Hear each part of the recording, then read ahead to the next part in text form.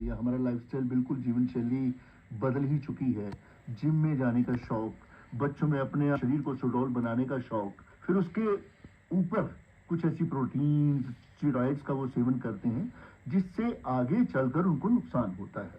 और आजकल एक चीज़ बड़ी चर्चा में है, जैसे कि ये देखने में आ रहा है, जो हमारे पुरुष हैं, जो हमारे बच्चे हैं, उनकी जो छाती है वो काफ़ी उभरी हुई है। डॉक्टर इसे अपनी भाषा में क्या कहते हैं या इसकी वजह क्या मानते हैं, आज हम इन सब बातों पर चर्चा करेंगे। हमारे साथ स्टूडियो में हैं प्लास्टिक सर्जन डॉक्टर क्षितिज गुप्ता। डॉक्टर साहब, स्वागत है आपका इस कार्यक्रम में। मैं मेल की बात करूंगा यहाँ पे, जो हमारे पुरुष वाले जो लोग हैं, जो बच्चे हैं, इनमें जो छाती उभर रही है, इनकी क्या वजह मानते हैं आप? सबसे पहले तो मैं थोड़ा-सा इसके बारे में बताना चाहूँगा कि ये तकलीफ़ बेसिकली क्या होती है। इसको हम अंग्रेज़ी में गायनेकोमेस्टिया कहते हैं। ये शब्द जो है ग्रीक वर्ड से डिराइव्ड है, जिसका मतलब है फीमेल और मेस्टिया मतलब ब्रेस्ट। सो बेसिकली इसको मेल्स में जब ग्लैंड की प्रोलिफरेशन हो जाती है, बिनाइन प्रोलिफरेशन हो जाती है मेल में, उसको मेल ब्रेस्ट बन जाती है, जिसको हम हिंदी में बोल सकते हैं कि पुरुषों में छाती उभर जाती है, बड़ी हो जाती है लड़कों में। तो इसको हम डिफरेंट तरीके का देखा गया है। एक तो जब बच्चा पैदा होता है, उसमें भी छाती बच्चे की कई बार माँ के हार्मोन्स के इन्फ्लुएंस की वजह से उभरी हुई होती है, जो कि पैदा होने के 4 से 6 हफ्ते के बाद वो खुद ब खुद नॉर्मल हो जाता है। उसके बाद जो सबसे कॉमन फॉर्म है, जिसको हम प्यूबर्टी गायनेकोमेस्टिया बोलते हैं, उसमें होता क्या है कि हम सब मेल्स में एक फीमेल हार्मोन होता है और एक मेल हार्मोन होता है। मेल हार्मोन हमेशा बढ़ा हुआ रहता है और फीमेल हार्मोन कम रहता है। ये तकलीफ तब होती है जब इन दोनों हार्मोन्स के बीच का जो इक्विलिब्रियम है वो इम्बैलेंस हो जाता है। उसमें होता क्या है कि फीमेल हार्मोन बढ़ जाता है, जिसके बढ़ने की वजह से जो मेल चेस्ट है, इट स्टार्ट्स टू ग्रो। उसकी वजह से, ग्रोथ की वजह से क्या होता है, जो मेल की जो चेस्ट होती है वो उभरनी शुरू हो जाती है। और बेशक काफ़ी केसेस में ऐसा देखा गया है कि ऑलमोस्ट 75 टू 85% केसेस में नेक्स्ट 2 to 3 ईयर्स में प्यूबर्टी के बाद वो खुद ब खुद ठीक हो जाता है।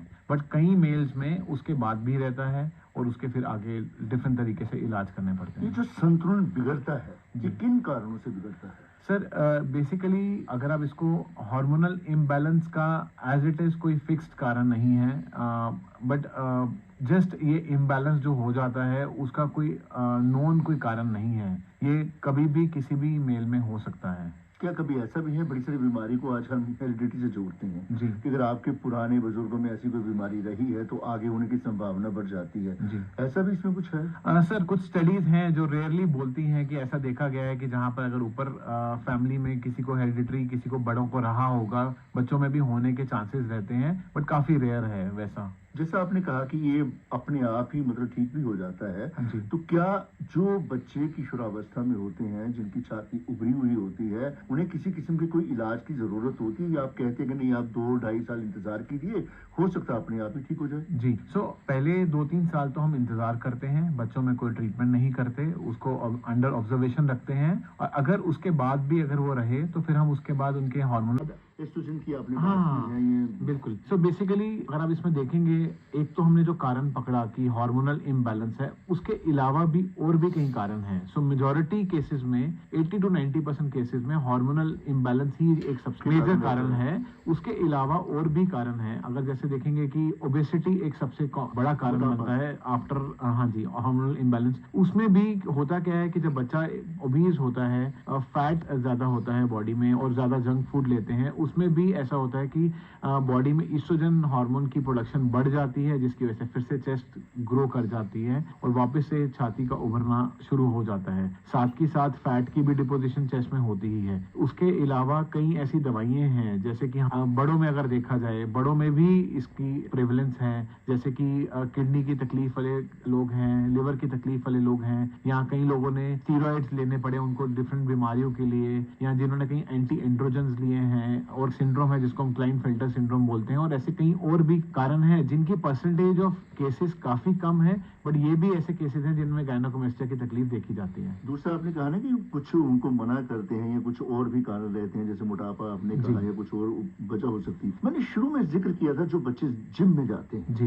प्रोटीन का सेवन करते हैं, स्टेरॉइड्स का सेवन करते हैं, तो उनमें क्या आपने देखा कभी ऐसी तकलीफ होती है? बिल्कुल सर, आजकल बच्चों में जो सबसे बड़ी दिक्कत ये आ रही है कि जिनको हम समझ लें कि अगर जिनमें हार्मोनल कारण नहीं है, आजकल एक काफी यंग एज पे 2-3 चीजें काफी बढ़ गई हैं। एक अल्कोहल का सेवन बहुत बढ़ गया है जिसकी वजह से गायनेकोमेस्टिया होने के चांसेस रहते हैं। दूसरा, जिम्स में जो प्रोटीन सप्लीमेंट्स दिए जाते हैं और बॉडी अच्छी बनाने के लिए, मसल मास बढ़ाने के लिए जो एनाबॉलिक स्टीरॉइड्स दिए जाते हैं, और काफी बार ऐसा देखा गया है जो जिम में प्रोटीन सप्लीमेंट्स देते हैं उनमें हिडन इंग्रेडिएंट्स काफी बार ऐसे बार अगर आप टेस्ट कराएंगे लैब में तो उसमें होते हैं जिसकी वजह से भी ये तकलीफ हो सकती है। तीसरी चीज, आजकल हम सबको पता है कि ड्रग्स का सेवन बहुत बढ़ रहा है, यंग एज काफी ट्रैप में इस चीज में आ रहा है, उसकी वजह से भी गायनेकोमेस्टिया होने का कारण काफी बढ़ रहा है। एक है कि ये गायनेकोमेस्टिया है जी। इसका ट्रीटमेंट किस तरीके से शुरू होता है? सर्जिकल ऑप्शन तो बाद में रहती जी। होगी, पहले क्या क्या स्टेप्स लिए जाते हैं?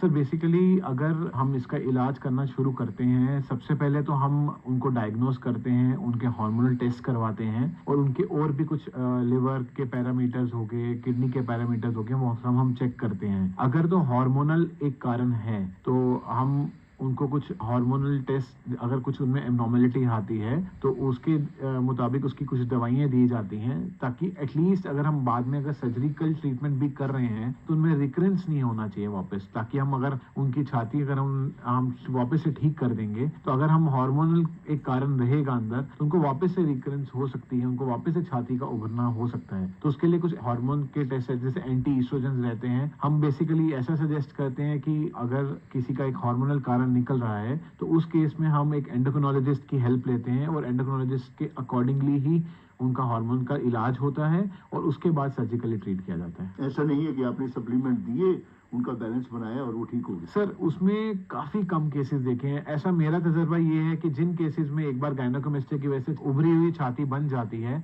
जस्ट सिर्फ दवाई देकर उसको वापस कम करना काफी रेयर केसेस हैं। ऐसा मैंने आज तक कभी नहीं देखा। सर्जिकल ट्रीटमेंट लगता ही है, उनको सर्जिकली हमें पूरा ट्रीट करना ही जरूरी रहता ये है। क्या कन्वेंशनल सर्जरी रहती है? नहीं सर, कन्वेंशनल सर्जरी पहले होती थी, अभी जैसे बढ़िया टेक्नोलॉजीज आ रही हैं तो इसके इलाज में जो आज की डेट पे जो सबसे मेन कारण है दैट इज लाइपोसक्शन। उसमें हम क्या करते हैं कि एक छोटा सा की होल इंसिजन करते हैं, छोटा सा कट देते हैं और उसकी हेल्प से हम छाती से सारा फैट और ग्लैंड निकाल लेते हैं। कई बार ऐसा होता है कि अगर ग्लैंड काफी स्टबन होगा, काफी फाइब्रोज होगा, फाइब्रस टिश्यू होगा तो निप्पल के वहां पर हमें एक छोटा सा कट देना पड़ता है ग्लैंड निकालने के लिए। ये प्रोसीजर कितनी देर चलता है? कोई तकलीफ तो नहीं होती ज्यादा? इसको करने के 2-3 तरीके हैं, जैसे कि हम इसको अंडर लोकल एनेस्थीसिया भी कर सकते हैं, बट बेस्ट ये रहता है कि हम इसको प्रॉपर बेहोशी में करें। और प्रोसीजर डिपेंड करता है कि किसमें कितना फैट है, कितना उभरी हुई छाती है, तो उतना समय लगता है, बट रफली 1 से 1.5 घंटे में आराम से प्रोसीजर हो जाता है। हर सर्जरी की डॉक्टर साहब अपनी एक कॉम्प्लिकेशंस रहती है जी। तो इसमें भी कुछ ऐसा होता है? कुछ केसेस में ये होगा कि थोड़ा सा सर्जरी पेशेंट को कुछ देर के लिए छाती में थोड़ी सी तकलीफ रह सकती है। कुछ देर के बाद अगर आपको सर्जरी में हल्का सा कहीं से कोई